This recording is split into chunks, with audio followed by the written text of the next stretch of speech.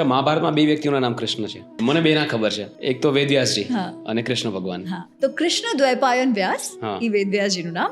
In fact Krishna દ્વૈપાયન વ્યાસ તો એમને કેમ કે વેદોનો એમણે વ્યાસ કર્યો એટલા માટે. કૃષ્ણ અર્જુનનું નામ કૃષ્ણ છે. અર્જુનના 10 નામો છે. તો કૃષ્ણ જે છે તેમના પિતા જે પાંડુ છે એમને કૃષ્ણ નામથી કહેવાય છે, કેમ કે અર્જુન પણ છે એ પણ શામળો હતો, તો એને પણ કૃષ્ણ કહેવાય છે. અને આપણા કૃષ્ણ અને કૃષ્ણા જે દ્રૌપદી હા, એને કૃષ્ણ કહેવાય. દ્રૌપદીનું નામ કૃષ્ણા છે. દ્રૌપદી તો કેમ કે દ્રુપદની દીકરી છે, જેમ પાંડુના દીકરા પાંડવ, રાઈટ? એવી રીતે દ્રુપદની દીકરી દ્રૌપદી. એવી રીતે પાર્થ કોણ?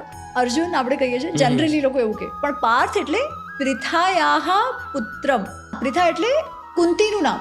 કુંતીનું નામ પૃથા છે, જે એનું મેઇન નામ છે. કુંતી તો કેમ કે પછી કુંતી ભોજે એને દત્તક લીધી હતી, પછી એની દીકરી, એવી રીતે કુંતી. પણ નામ તો એનું પૃથા છે. પૃથાયાહ પુત્ર, એવી રીતે એનું નામ છે પાર્થ. એટલે પાર્થ ફક્ત અર્જુન નથી, પાર્થ ત્રણે આવી ગયા એમાં.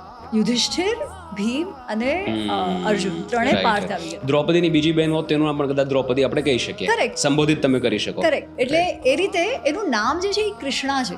બરાબર. એવી રીતે ચાર લોકો છે કૃષ્ણ રિલેટેડ છે. વાહ.